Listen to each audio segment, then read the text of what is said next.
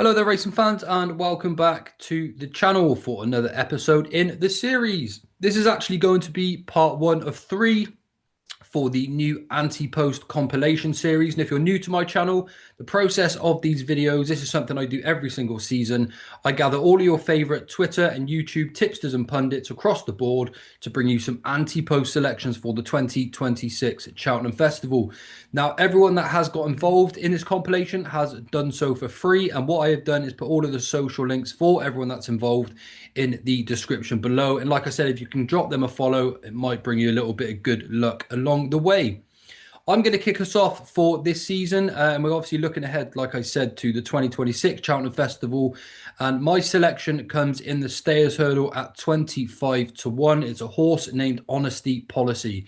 Now, there's a lot to like about this horse. Obviously, his rise from point-to-point rankings to Grade 1 glory in about 6 months. It's just a meteoric rise that you don't often see, especially from a 5-year-old like Honesty Policy. He is by Jukebox Jewelry and he is out of a Kalanisi dam. So there's plenty of stamina in the pedigree. And after winning his point-to-point in October, he went on to finish second on debut at Naas behind Joystick, but the pair were well clear of the remainder. He then backed that up by going to Navan and Leopardstown and winning in pretty good style over 2 miles, but then showed his best when he actually went to Aintree and won the Grade 1 there in April over 2.5 miles, beating Regent Stroll. That was not often you see point-to-point horses go so quick and rise to Grade 1 glory like he did, but he backed it up as well by going to Punchestown next time out and just going down by half a length to Jasmine DeVoe, who was, of course, initially one of the favourites for this race. Now, with him being out for the season, I think that makes Honesty Policy's price tag of 25 to 1 look very, very overlooked at this point in time. There's still a lot more to come from him, and the fact that JP McManus and Gordon Elliott have suggested that the Wall Park is going to be their staying novice chaser for the season, I think this is a really good opportunity to get some value out of Honesty Policy. I think he stays no problem. His attempt at Punchestown was his first attempt over 3 miles. He was getting better and better through the race, and I think we're going to see a lot more progression from him this year too. He is a 5-year-old, so he is going to have to prove that he can handle some deep staying fields, but I don't see an issue or any reason why that won't happen. I think the 25 to 1 on offer offers significant value at this point in the season. So selection number 1 for me is Honesty Policy at 25 to 1 in the Stayers Hurdle. Best of luck for the rest of the season. I'm sure many of you know which selection is coming from myself, given the fact that we've already released our first Cheltenham Ante-Post episode of that series. And it is going to come in the Arkle, and we may know our fate sooner rather than later, as this selection is entered up this weekend in the Arkle trial. I'm really happy to see the fact that Henry de Bromhead is going to bring over July Flower for the Arkle trial, and I think she could be a little bit special over fences. Henry de Bromhead consistently gets a lot of improvement out of his horses when sending them chasing, and he's never scared to send a high-class mare up against the geldings with that £7 allowance. We've seen it previously with Honeysuckle, of course last season with the Big Westerner, and most importantly with Put the Kettle On, who won this race for him and then followed that up with a success in the Champion Chase the following season. I think July Flower is exceptional over fences. I think she's improved for a fence. She attacked them, she was low, she was slick on debut, and I'm really looking forward to seeing her this weekend. So currently top price is 25 to 1, and July Flower, I am hoping, puts in a very good performance this weekend and can give Kopek, De Boards, Willie Mullins and Connections something to think about. My selection in the Ante-Post markets for the Cheltenham Festival is July Flower in the Arkle at 25 to 1. Hello, Jamie Wrenn here, in-house tipster on the Ginger Joe Racing Show. My Ante-Post tip for the Cheltenham Festival comes in the Stayers Hurdle. Now, I will say, don't forget Mystical Power in the race. He's 33 to 1 at the moment, but my main tip is the Yellow Clay at 10 to 1, top price, trained by Gordon Elliott. To me, ran in the best race of the Cheltenham Festival last year, second to the New Line in the Turners Novices Hurdle, and the third was Final Demand. Final Demand now is favourite for the Brown Advisory. The Yellow Clay is 10 to 1 for the Stayers Hurdle, and the New Line is the favourite for the Champion Hurdle. This horse won the Grade 1 Lauders of Naas Novice Hurdle last January. A horse that sits behind the bridle, tailor-made for a Stayers Hurdle. Bob Ollinger was last year's winner, and Tiupu, who's ran it now in the race for the 4th time. Surely this horse, Yellow Clay, who's a new kid on the block, which is in a division that needs new blood, I think this horse is very good, and at 10 to 1, the yellow clay for me and the Stairs Hurdle. Thank you, and like and subscribe to the channel. And I am Liz Batchelor, also the president of the unofficial Nicky Henderson fan club, which will be no surprise to see me pick a Nicky Henderson runner for the festival. The Ante-Post at Cheltenham for me is Django Bay in the Ryanair. Obviously the winner of the Arkle, coming pretty much from last to first at the festival last season, but I think he's screaming out for that extra distance. Nicky Henderson, as we know, always loves a winner or two there. But I think Factor File may be difficult to beat, but as we know, anything can happen at that festival. So it's Django Bay for me in the Ryanair. Hi Joe, Paul Ferguson here. My Ante-Post selection is going to be Kingston Pride for the Broadway Novices Chase, run more recently as the Brown Advisory under their sponsorship banner. He's currently a 40 to 1 shot. He won impressively at Perth, first time out. And as Ollie Murphy stated in his recent stable tour, the next intended target is the Grade 2 at Newbury in 2 weeks' time, over 2.5 miles. Obviously with Barbara and Harpham alongside Graham and Diana Waitley is a horse who I've got a vested interest in. Future plans haven't been spoken about after Newbury, but if he was lucky enough to go and win there, possibly something like the Corto Star could become a possible Christmas target. And then afterwards you will be looking towards the Broadway if he was to run well in that. As things stand, as we've seen in early season, the novice chase division, we've seen small fields, and that could well be the case at Newbury. I'm not sure what will take him on there. But if he was to go and win there and then run well over Christmas, I don't think he'd be 40 to 1. I don't think it's beyond the realms of possibility that he could head to Cheltenham for that race with a much better chance than those current odds would suggest. Obviously, Final Demand heads the betting and could be out this weekend at Navan. He's a standout in the division, but there's a lot of horses in between himself and Kingston Pride that I don't believe will end up in the race. So for that reason, a bit of value, 40 to 1, Kingston Pride for the Broadway Novices Chase. Shout out to the Ginger Joe Racing Show team, especially Jamie Wrenn, Liam Firkin, of course, and well, Ginger Joe. Would be kind of rude to leave out the guy whose show it is. My Ante-Post bet for the Cheltenham Festival is save your money. The markets are absolutely horrible. Amsterdam he's only had 2 runs in 2 years and he's 5 to 1 for the champion hurdle. It's absolute madness. So these boys behind me, they've all put forward their selections. The great Andy Newton, who continues to be in red hot form. Peter Michael, who's like knocking it out of the park, hidden there in the bottom of the corner. Left, right and centre, crushing it on Telegram. George Gorman, crushing winners left, right and centre. Follow these guys. They might have something for you at a big price. I think the Ante-Post betting for the Cheltenham Festival right now is absolutely pathetic. So much so I was seriously considering backing John Bonnet 14 to 1 for the Queen Mother Champion Chase, and then Andy Newton almost called the men in white coats for me. So my Ante-Post recommendation for Cheltenham for you right now is save your money until we've seen a little bit more form. If my daddy Paddy is favoured for the Supreme, have a good show, everybody. And check out the Final Furlong podcast on all good podcast apps and some rubbish ones as well for great insight from these boys. Hi, I'm George Gorman. My Ante-Post Cheltenham pick is Jade DeGrugy in the Mayor's Chase. We've got the current favourites Dino Blue, who won a below par renewal last year. And we know should the rain start to fall, will be a doubtful stayer over 2.5 miles. Second favourite Spindlebury, we've had from the owners this week, maybe Gold Cup bound. Brighter days ahead, has blown out at 2 Cheltenham festivals in a row now. Some of her hurdling will make you think she won't make a chase at, and she was beaten by Jade DeGrugy over 2 mile 4 at Punchdown. She was rushed, Jade DeGrugy, to get to Cheltenham Festival last year, had a prep race just a couple of weeks before the festival, and to be honest was ridden in a way that didn't make the best of her stamina in the mare's hurdle against Lossiemouth. She's bound to improve for a fence, being from the family of Sadi Grugy. This is her trip, and at 9 to 1 I think she's a bit of a steal. Like she should be favourite in my eyes. At 9 to 1 though, she's a steal of an each way bet. So yeah, she would be my pick in that race. Good afternoon, Jumps fans. I am Pete, also known as Risk for Rewards. Thank you for having me on, Joe.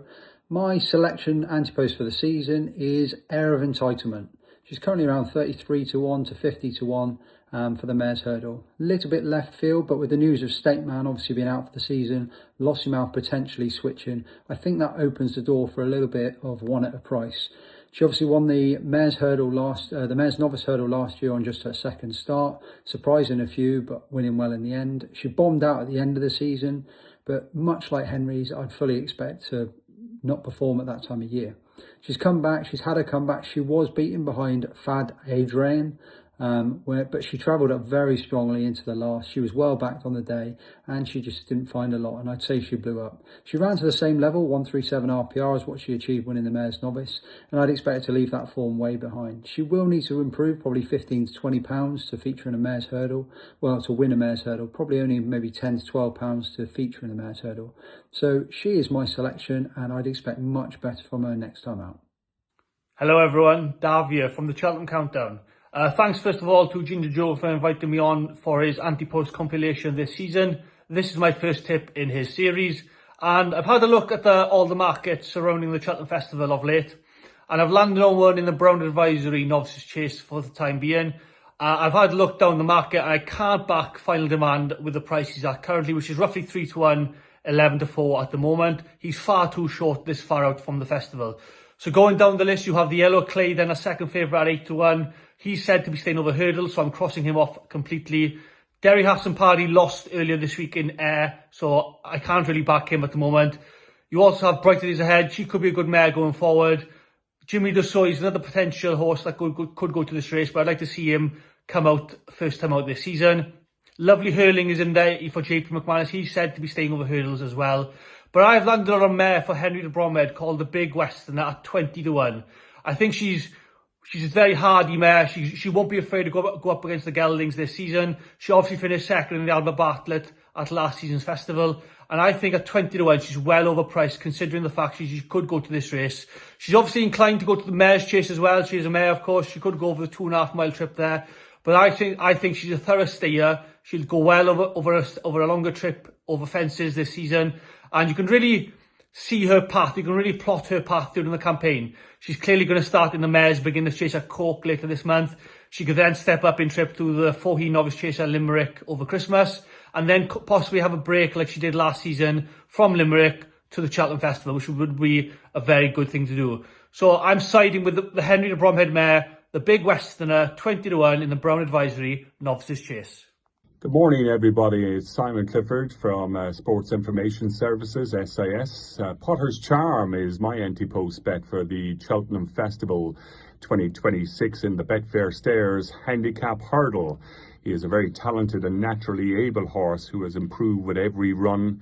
He's very straightforward, a good jumping ability, travels well and shows a very willing attitude. He had a very impressive novice hurdle campaign, winning 4 races in a row, including the Grade 2 Albert Bartlett Novices Hurdle at the Cheltenham Festival, and also won the Grade 1 Formby Novices Hurdle at Aintree as well.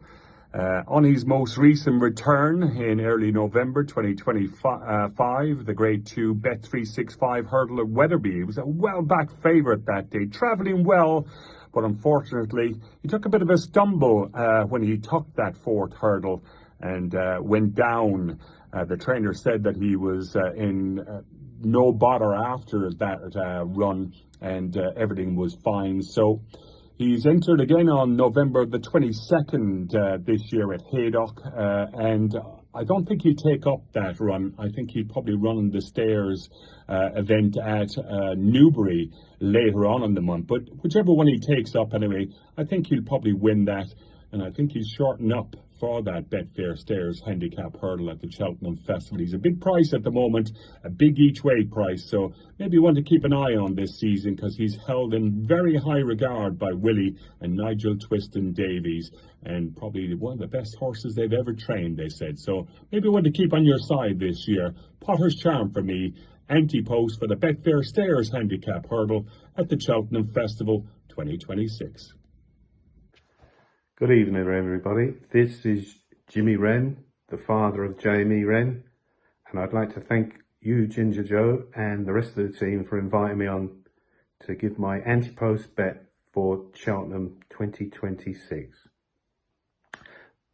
The bet I'm putting up is Gaelic Warrior for the Gold Cup at 16 to 1. If you look at the betting reads 7 to 2. I know the way you are thinking. Galopin de Champ is 6 to 1. Fact to File is 10 to 1. He won't run here, he'll run in the Ryanair. I'm firmly convinced he will definitely defend his crown, which is the Ryanair. So my Ante-Post bet is Gaelic Warrior for the Gold Cup at 16 to 1. Thank you, Em.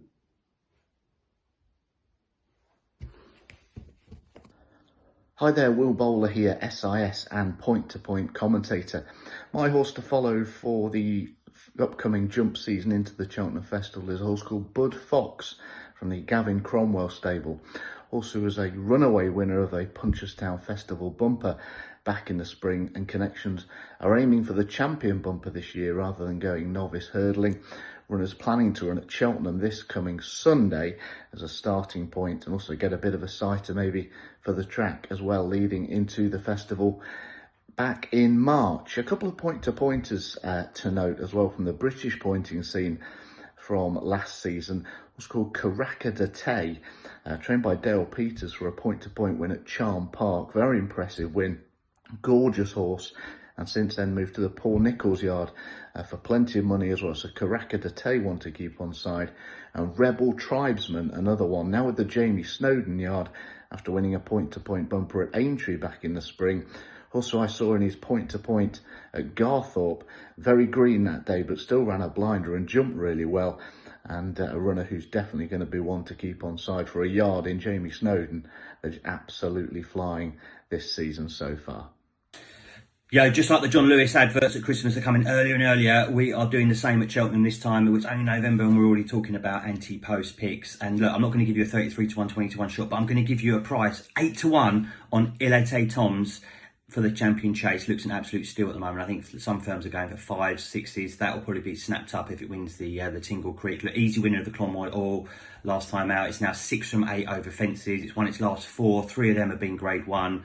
Slammed John Bond in the celebration chase at Sandown last April. So surely on that form, it's still only 7. It'll be 8 come March. Tingle Creek, horses that are running that have a good record. I think 13 of the last 25 have gone on to win the champion chase, and so you can snap up 8 to 1. I think with a firm who is named after our future king. Wink, wink. So look, the last grade to win the Queen Mother champion chase was Politolog back in 2020. So it's about time, which is what Ante-Toms translates to. We had another 8 to 1. Looks a steal.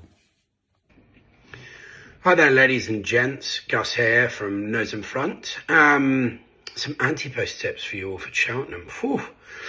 Never easy, but one that we think is pretty formulaic is Fact to File, 5 to 2, Ryanair. He won it last year. I don't see too much competition coming out the woodworks, to be honest. I think it's clear his best distance is 2 mile 4 after losing a Punchestown following Cheltenham last year. So I think that's the easiest bet. A more speculative one that we like is Dr. Dume Neal in the Turner's Novice Hurdle, 14 to 1. Yeah, Willie Bingo, so don't go mad on it, but he won his bumper over 2 mile 3. So I think that rules out the Supreme. I mean, he never does, but he won that by 11 lengths. Third was another 13 lengths behind. The second's already gone out and won a maiden hurdle.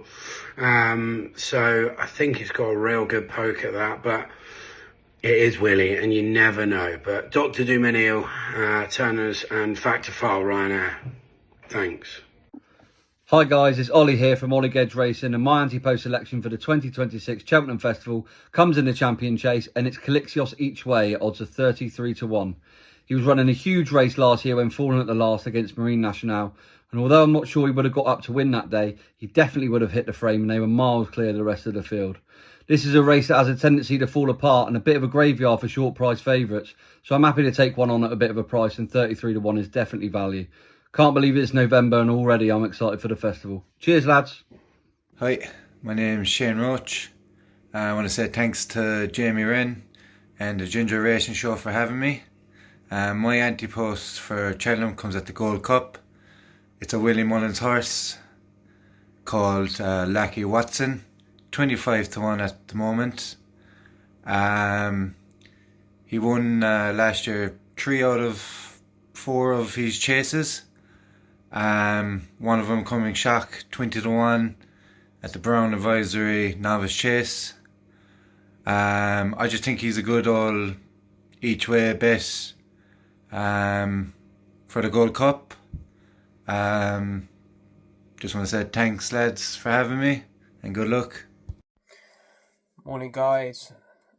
This is my Ante-Post compilation selection for the Ginger Joe Racing channel. Thanks again, Joe, for asking me to do this. And my selection comes in the Brown Advisory at Novices Chase over 3 miles, and the horse is 40 Coats for Henry de Bromhead. Currently best price 50 to 1. This horse was a point-to-point winner. He would then went on to finish to win his bumper. He was then second 3 times, twice at Navan and then once at Punchestown, before being thrown into the Turners novices hurdle at the Cheltenham Festival, where he finished a very decent 4th, staying on. I think he was beaten like 15.5 lengths, but that didn't tell the whole story. He was held up out the back all the way round and then stayed on through the field, looking like 3 miles will definitely suit. He's finished 9.5 lengths behind Final Demand, who is favourite for the Brown Advisory, and everybody's touting him that he's going to be the winner. Final Demand is 11 to 4 for this race, and 40 Coats is 50 to 1. No brainer for me. Neither of them have jumped the fence yet. Henry loves improving horses. He always seems to improve horses for fences. Come on leaps and bounds. Like I said, he's a point-to-point winner. I'd be all over him at 50 to 1. I did have 2 others in mind for this video from Henry's Yard, but they are both Tap on the Go is the first one, but I've heard that he potentially could be out for the season. And the other one is Work Ahead, but he is also potentially staying over hurdles after having a setback. So we're going for the 40 Coats at 50 to 1 for the Brown Advisory. Thanks again for Joe for letting me do this, and I hope you all have a decent Cheltenham Ante-Post series. Hi, my name is Paul Barry. I'd like to thank Jamie Wrenn and the Ginger Joe Racing Show for having me on. My Ante-Post tip for Cheltenham comes in the Arkle. It is the JP McManus owned Willie Mullins trained Cowabunga. This horse was very impressive in a maiden hurdle last year in Fairyhouse and ultimately missed the festival through injury. I think this horse is likely chaser, and this is probably its most likely target. I know trying to guess what Willie Mullins will do with these horses is a bit of a lottery, but I think JP has a bigger shout in the yard than most owners, and with him having the favourite in the champion hurdle already, I think this is probably the most likely target for this horse. At 16 to 1, I think it's great value at the moment, as most of the horses ahead of it in the market I don't think will actually go for the Arkle. Also, I'm a big Gavin Cromwell fan and think that Buddy Fox might be one to watch going forward also. Thanks very much, guys. Best of luck to everyone. Hi guys, my name's Matt. I'm from the Northern Racing Jump podcast. My Ante-Post selection for Cheltenham 2026 is in the Gold Cup, and I'm going for I Know the Way You're Thinking. It's currently priced around 72 with most firms. The reason for my selection is that he's currently the best horse in the 3 mile division. He's a great stayer. He's got speed on his side. He's got age on his side. I think Gavin Cromwell will give him a light prep before the Gold Cup. I think he'll probably give him 3 to 4 runs. Probably target the John Durkin Savills in the Irish Gold Cup.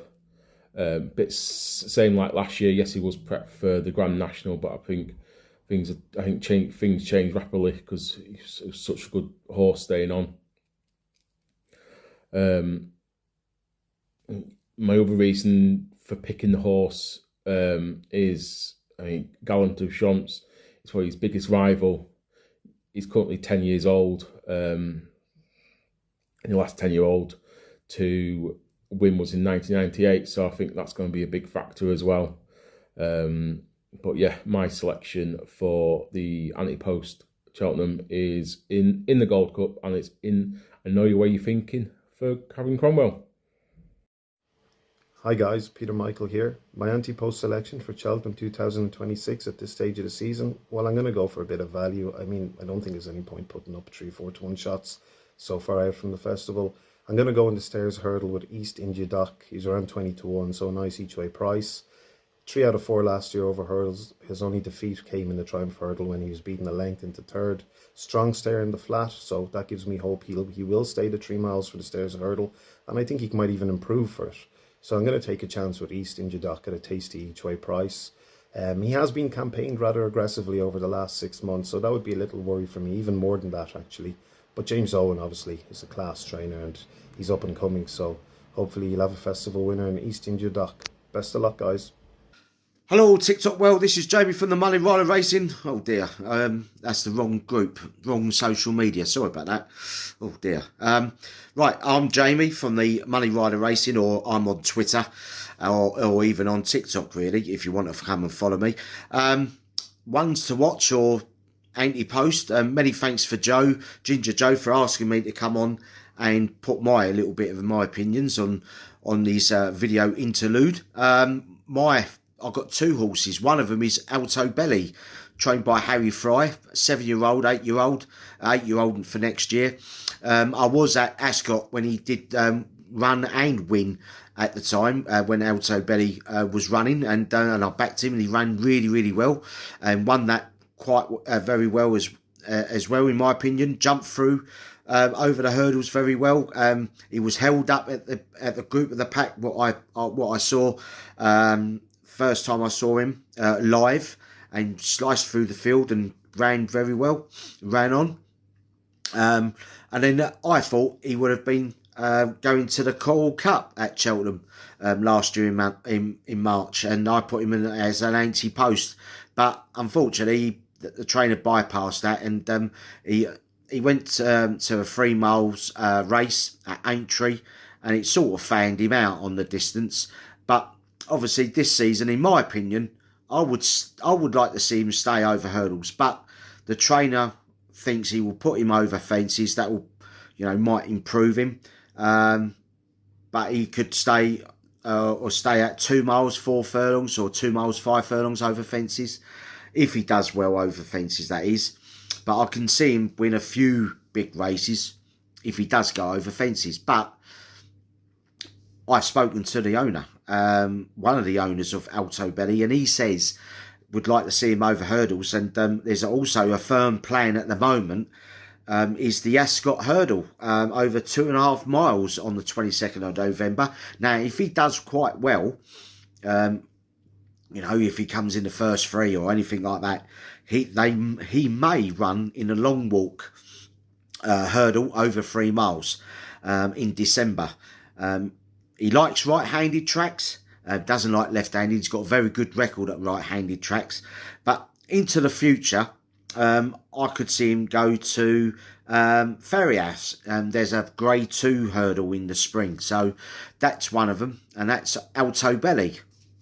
The second one I think is an Ante-Post look, or ones to watch for this season, and that's Jimmy Desoy, trained by Woody Mullins, a 6-year-old, will be a 7-year-old next year after January.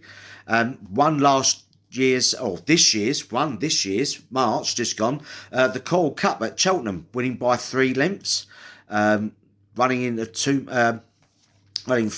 2 mile 5 furlong race. Be interesting what distance he'll run in, but if staying over hurdles, I think he can aim him for the stayers hurdle, or if not, he'll stay on the 2 mile 5 furlong hurdle races. If he goes over fences, that could be very interesting as well. But we'll see what Willie Mullins does with him for this season. So those are the 2 for the Ante-Post stroke ones to watch. One is Alto Belly, and the other one is Jimmy Desoy. Many thanks for listening.